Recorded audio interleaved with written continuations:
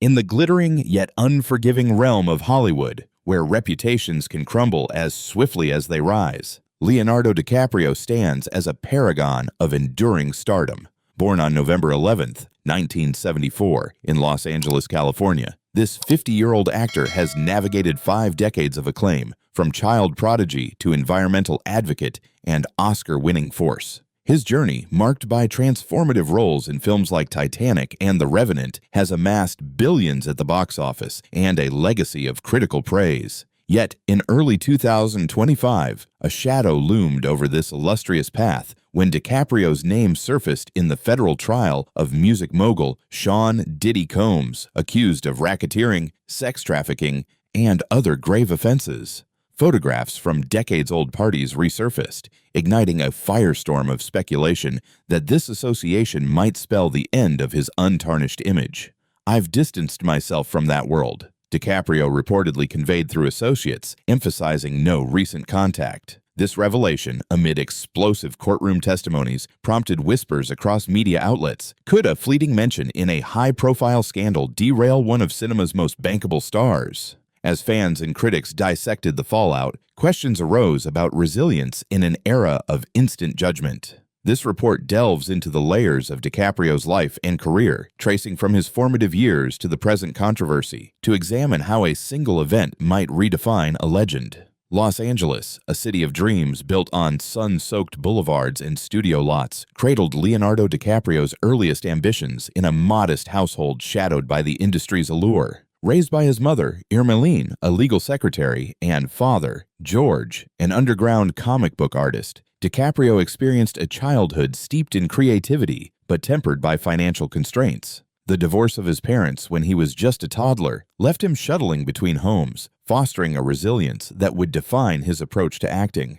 "I grew up in a rough neighborhood, seeing the underbelly of LA," he once reflected in an interview, highlighting how exposure to seedier elements sharpened his observational skills. By age 5, he appeared on television shows like Romper Room, but rejections followed, fueling a determination to hone his craft. Enrolled in Seeds Elementary School, an alternative institution emphasizing arts, DiCaprio absorbed influences from classic films his father screened, such as Taxi Driver and The Bicycle Thief, igniting a passion for nuanced performances. His teenage years brought minor roles in series like The New Lassie and Growing Pains, where he portrayed a homeless youth, earning praise for injecting depth into archetypal characters. Critics noted his ability to convey vulnerability, a trait that separated him from peers. At 14, he landed a recurring spot on Parenthood, but it was the 1993 film This Boy's Life, opposite Robert De Niro, that marked his ascent. Playing Tobias Wolff, a troubled adolescent, DiCaprio delivered a raw portrayal of defiance and fragility, drawing from personal experiences of instability.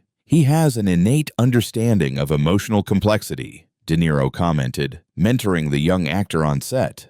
This performance garnered nominations and opened doors to What's Eating Gilbert Grape, where his depiction of Arnie, a mentally challenged brother, earned an Oscar nod at 19, the youngest in supporting actor history at the time. Analysts point to this role as a pivot, showcasing his range beyond teen idol status. Off-screen, DiCaprio navigated the pitfalls of fame, avoiding the substance issues that plagued contemporaries, instead channeling energy into environmental causes sparked by a childhood visit to the Galapagos Islands. His family remained a grounding force. Irmelin accompanied him to awards, while George advised on scripts. By the mid-1990s, with films like Romeo plus Juliet, he transitioned to romantic leads, blending Shakespearean eloquence with modern charisma. Box office success followed, but DiCaprio sought substance, rejecting blockbuster sequels for indie projects. This selective ethos, balanced with commercial savvy, laid the foundation for a career that seemed impervious to scandal, until echoes from past associations threatened to unravel it. The release of Titanic in 1987 catapulted Leonardo DiCaprio into a stratosphere few actors reach, transforming him from promising talent to cultural phenomenon overnight. Directed by James Cameron, the epic romance cast him as Jack Dawson, a free-spirited artist whose ill-fated love with Rose, played by Kate Winslet, captured hearts worldwide. Filming in Baja California proved grueling. Sub-zero water tanks, extended shoots, and technical mishaps tested endurance. We were like a family enduring a shipwreck, Winslet recalled, noting DiCaprio's improvisational flair that infused scenes with authenticity. The film's $2.2 billion gross made it the highest-earning movie until Avatar. But for DiCaprio, fame's tsunami brought isolation. Paparazzi hounded him, dubbing the frenzy Leo-mania, with fans mobbing events from Tokyo to Toronto. He described the period as overwhelming, retreating to his Los Angeles home to process the shift.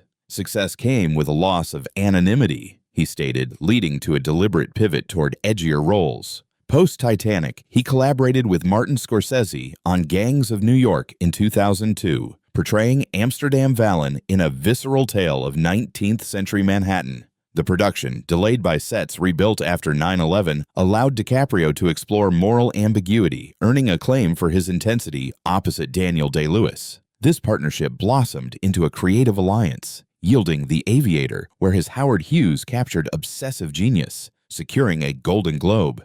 Analysts observed this era as DiCaprio's maturation, blending box office draw with artistic integrity. Environmentally, he founded the Leonardo DiCaprio Foundation in 1998, channeling earnings into climate initiatives, producing documentaries like The 11th Hour. Personally, high-profile relationships with models like Gisele Bündchen drew tabloid scrutiny, yet he maintained privacy, focusing on philanthropy. Films like Catch Me If You Can showcased comedic timing as con artist Frank Abagnale, while Blood Diamond addressed African conflict minerals, blending activism with narrative. "Acting is my platform for change," he explained, using premieres to advocate for conservation. By the late 2000s, with Revolutionary Road reuniting him with Winslet, DiCaprio solidified his status as a versatile leading man.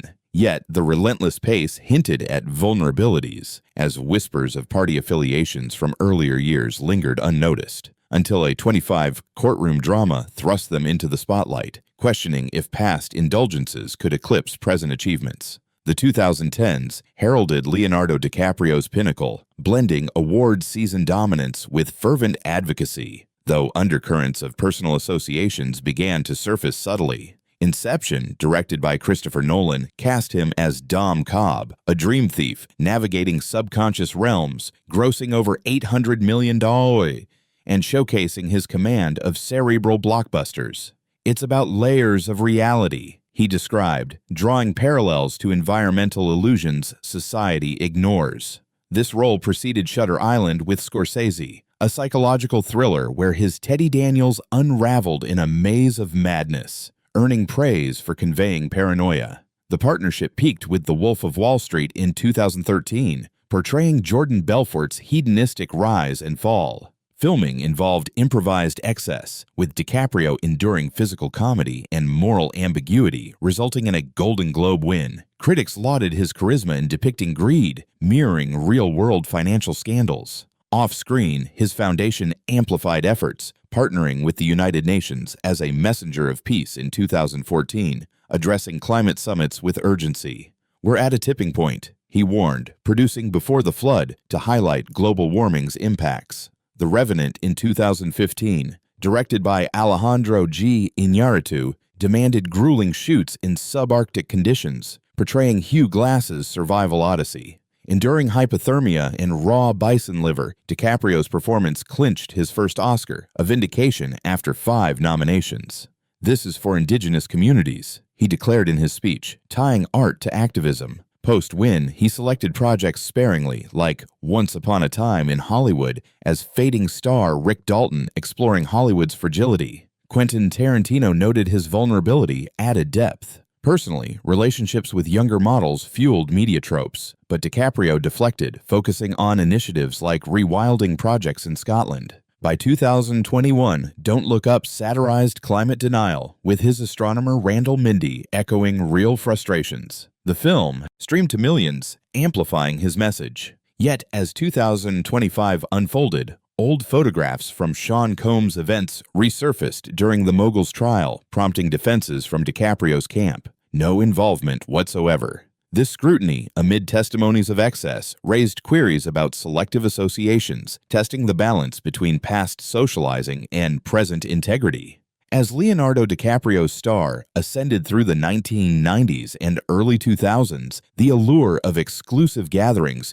drew him into circles that blended Hollywood glamour with music industry extravagance. Events hosted by figures like Sean Combs, known for their opulent white parties, became staples for A-listers seeking respite from grueling schedules. DiCaprio, fresh from Titanic's whirlwind, attended several such affairs, often captured in candid shots, mingling with attendees from diverse fields. Everyone was there. It was the place to be, sources close to the scene described, emphasizing the networking potential amid flowing champagne and live performances. These outings, while socially innocuous at the time, later invited retrospection as details of Combs' lifestyle emerged. DiCaprio's participation was sporadic, limited to public-facing celebrations rather than private after-hours, according to associates who stressed his focus remained on career milestones. Films like The Departed in 2006, where he infiltrated Boston's underworld as Billy Costigan, mirrored themes of hidden lives, earning him another Oscar nod.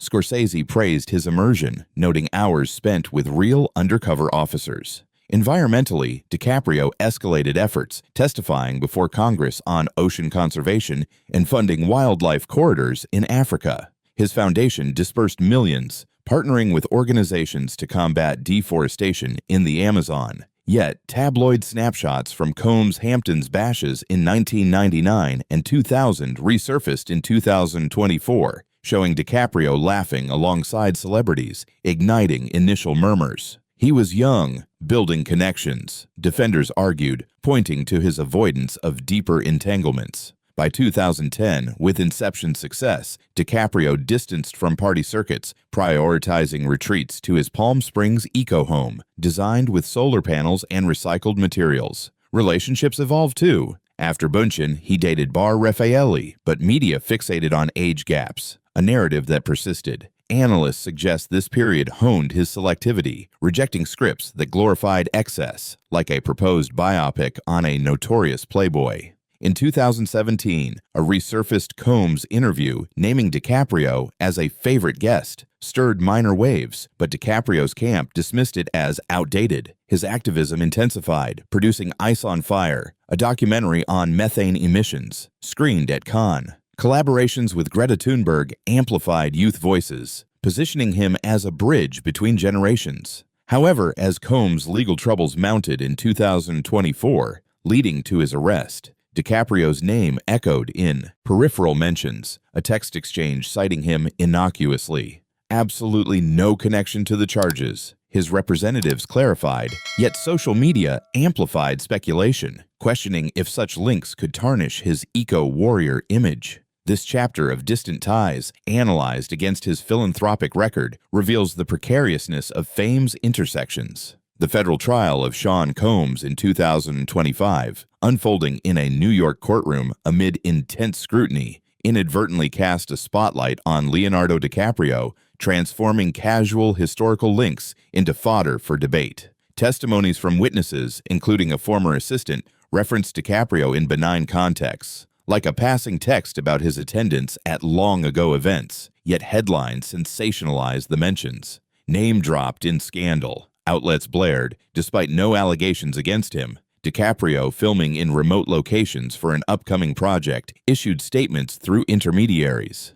No contact for years, unrelated to any proceedings. The backlash surged online with hashtags trending as users dissected old photos from Combs' white parties, where DiCaprio appeared relaxed among stars like Madonna and Beyoncé. Guilt by association, queried forums, while supporters countered with his clean record. This maelstrom coincided with the release of One Battle After Another, a collaboration with Paul Thomas Anderson, portraying a veteran navigating moral dilemmas. Early reviews hailed DiCaprio's layered performance, but box office figures lagged, attributed partly to the timing. Controversy can eclipse art, industry insiders noted, citing dips in ticket sales amid boycott calls. Environmentally, DiCaprio pressed forward, announcing a $10 million donation to wildfire relief in California, tying into his Inside the EPA series. His foundation's work on biodiversity corridors in Indonesia drew praise from conservationists who lauded his hands-on involvement in field surveys. Personally, his relationship with Vittoria Soretti, a model sharing his eco-interests, provided stability, with joint appearances at galas focused on sustainability. Yet, the trial's echoes persisted. A celebrity bodyguard's vague claims of tapes involving DiCaprio fueled rumors, swiftly debunked but lingering in echo chambers. Analysts draw parallels to past Hollywood reckonings, like the Me Too movement, where proximity to accused figures prompted reevaluations. DiCaprio's team ramped up damage control, highlighting his advocacy. Speeches at COP conferences, funding for renewable energy startups.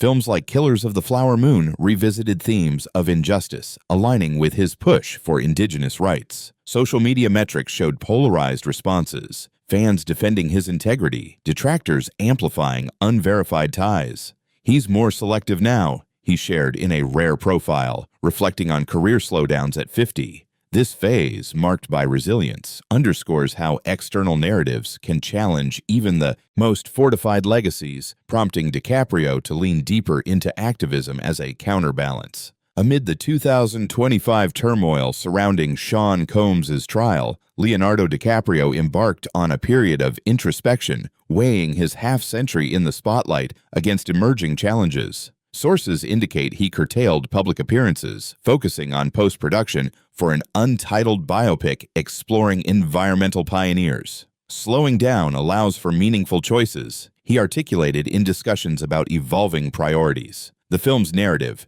echoing his own advocacy, examines figures like Rachel Carson, with DiCaprio producing and starring. Early footage suggests a contemplative tone, diverging from action-heavy roles. His collaboration with Anderson on One Battle After Another, despite modest earnings, garnered festival buzz for its raw depiction of personal battles, with DiCaprio's veteran character symbolizing endurance. Critics appreciated the subtlety, comparing it to his Howard Hughes portrayal. Philanthropically, he expanded initiatives, launching a venture fund for ocean tech startups, investing in kelp farming to combat carbon emissions. Partnerships with the World Wildlife Fund yielded reports on endangered species, which he promoted via virtual summits. Personally, time in his solar-powered Malibu residence, shared with Soretti, emphasized wellness, yoga sessions, plant-based diets, and script readings by the sea. The scandal's fallout prompted enhanced privacy measures, including fortified security at events. Analysts observe a shift toward mentorship, advising young actors on navigating fame's pitfalls, drawing from his own avoidance of pitfalls like addiction. Reflections on regrets surfaced, like passing on Boogie Nights for Titanic, which he called a defining misstep in hindsight. "It shaped my path uniquely," he mused, acknowledging the blockbuster's role in funding his causes. Upcoming projects include a climate thriller with Netflix, blending suspense with factual warnings on rising seas. Social media, managed discreetly, amplified conservation messages, countering negative press. The trial's mentions, while cleared of implication, spurred allies like Scorsese to vouch publicly. Leo's integrity is unmatched. This era, blending caution with creativity, illustrates adaptation within Hollywood's volatile landscape, where past echoes demand vigilant stewardship of one's narrative. At 50, Leonardo DiCaprio confronts a legacy forged in celluloid and activism, now tested by the peripheral taint of a 2025 scandal that refuses to fade entirely. His foundation's milestones, over $100 million granted to global causes, from reforestation in Borneo to anti-poaching in Africa, stand as testaments to influence beyond screens. Impact is measured in change, not awards, he emphasized in recent forums, highlighting collaborations with indigenous leaders on land rights. Films like The Revenant endure as cultural touchstones, inspiring discussions on human resilience. Yet the Combs association lingers, with resurfaced clips and bodyguard speculations fueling podcasts and articles. Though unsubstantiated, DiCaprio's response, amplified advocacy, including a documentary series on plastic pollution, narrated personally. His Malibu Eco Estate, a model of sustainability with rainwater harvesting, hosts think tanks for policymakers. Relationships with collaborators like Winslet remain steadfast, with joint charity events raising millions. Analysts ponder his evolution from teen heartthrob to elder statesman, noting selective roles that prioritize depth. Regrets like early name change suggestions to Lenny Williams underscore authenticity's value. Future endeavors hint at directing, with a passion project on climate refugees in development. The scandal, while not derailing, prompts broader industry reflection on accountability. DiCaprio's resilience, evident in continued box office draw and UN engagements, suggests a narrative of redemption through action. Redemption through action. Redemption through action.